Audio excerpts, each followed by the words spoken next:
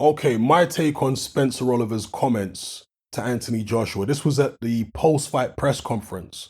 For those of you who ain't seen it, Spencer Oliver was standing next to Gareth A. Davis, and he was telling Anthony Joshua that he shouldn't feel down and dejected because he was actually outboxing Alexander Usyk in there for long stretches in the fight. And he said that it was dead even up until the ninth round and all this kind of thing.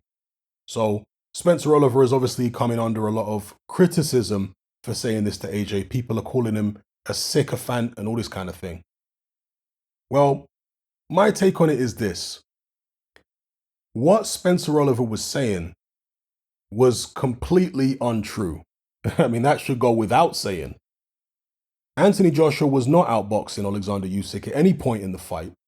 It wasn't dead even up until the ninth round. I know a couple of the judges might try and have it a different way, and Eddie Hearn and all these other people, but anyone who's got any degree of objectivity is going to know that Alexander Usyk was the winner by quite a margin. My scorecard was 117 to 112 for Usyk.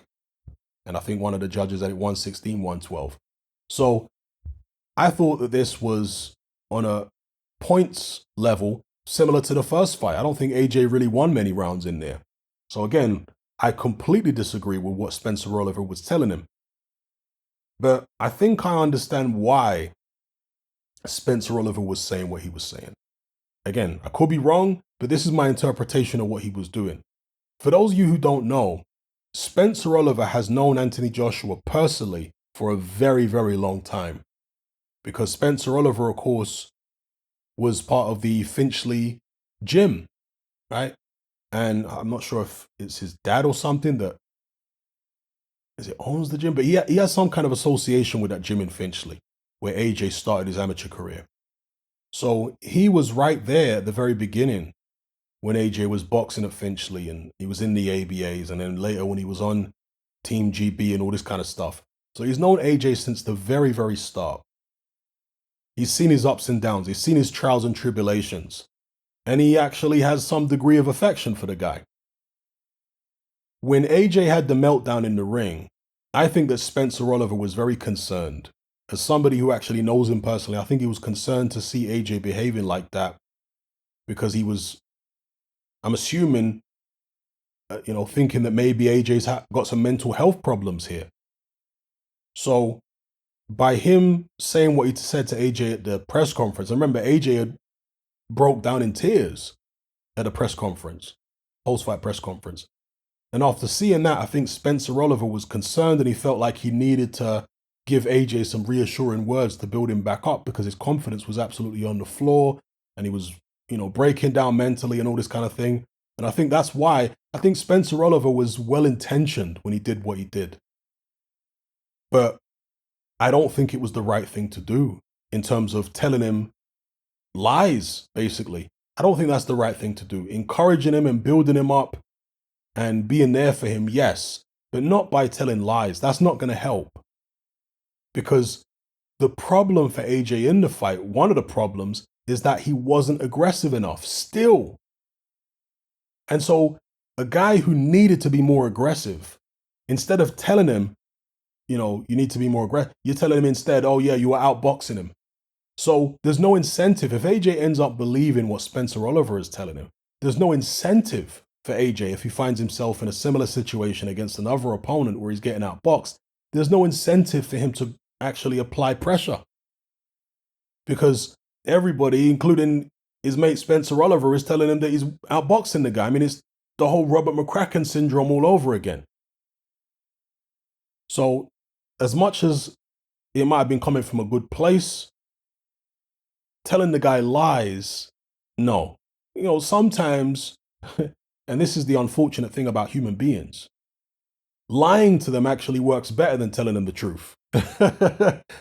That's really unfortunate. Really unfortunate. But I have a saying. I know there's the saying that money makes the world go round.